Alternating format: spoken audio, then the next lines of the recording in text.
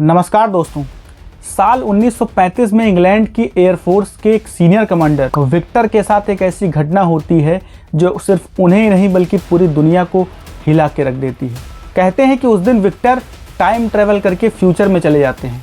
आखिर क्या हुआ था उस दिन, आइए आज की इस रेयर वीडियो में जानते हैं उस दिन की पूरी कहानी। दोस्तों, साल 1935 एक ऐसा समय था जब वर्ल्ड वॉर 2 चल रहा था। उस समय ब्रिटेन के रॉयल एयरफोर्स के एक सीनियर कमांडर थे सर विक्टर गोडार्ड। एक दिन विक्टर अपने एरोप्लेन से एडिनबर्ग स्कॉटलैंड से अपने शहर एंडोवर इंग्लैंड के लिए निकलते हैं। वो हमेशा इसी रास्ते से अपने घर जाया करते थे, लेकिन उस दिन वो शॉर्टकट लेते हुए एक अलग रास्ते पर जाने का सोचते हैं। यह रास्ता ड्रेम गांव के ऊपर से होकर के जाता था, जहां वर्ल्ड वॉर 1 में यूज किया जाने वाला एक नॉन वर्किंग एयरपोर्ट था। जब विक्टर उस बंद पड़े एयरपोर्ट के ऊपर से गुजर रहे थे, तभी उन्होंने महसूस किया कि अचानक से बहुत तेज हवाएं चलने लग रही हैं। कुछ समय बाद आसपास का मौसम भी एकदम से बिगड़ जाता है और वो बादलों के बीच फंस जाते हैं। उनका प्लेन आउट ऑफ कंट्रोल हो जाता है। लेकिन कुछ समय बाद जब मौसम साफ होता है तो विक्टर देखते हैं कि वो एक अलग ही एयरपोर्ट पे आ गए हैं, जो देखने में एकदम मॉडर्न लग रहा था। यह सब देखकर विक्टर का दिमाग एकदम से चकरा जाता है। वो एयरपोर्ट तो बंद पड़ा था और वो जो देख रहे थे वो एयरपोर्ट एकदम नया और वर्किंग था। उन्होंने देखा कि उनका खराब पड़ा हुआ रनवे बिल्कुल नया था। वहाँ 4 पीले रंग के मॉडर्न प्लेन भी मौजूद थे। 1935 में आरएएफ के पास पीले रंग के ऐसे एरोप्लेन मौजूद नहीं थे।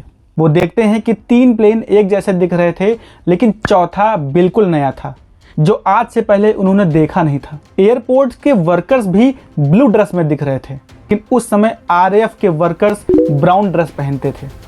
यह सब देखकर वो घबरा जाते हैं और अपना प्लेन इस जगह पर न उतार करके वापस मोड़ लेते हैं।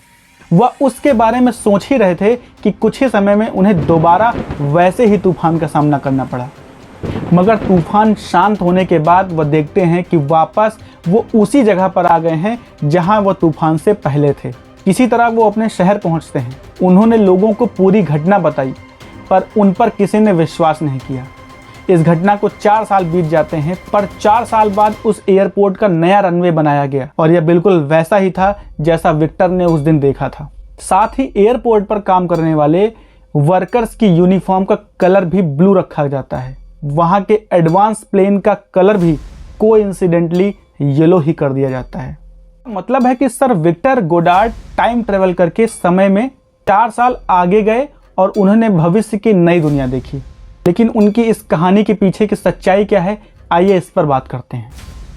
उस दिन विक्टर के साथ जो कुछ भी हुआ उसके बारे में लोगों की अलग अलग थ्योरीज हैं। कुछ लोगों का मानना है कि ये सिर्फ विक्टर के मन का भ्रम था, कि एक्चुअली में उनके साथ ऐसा कुछ हुआ ही नहीं था।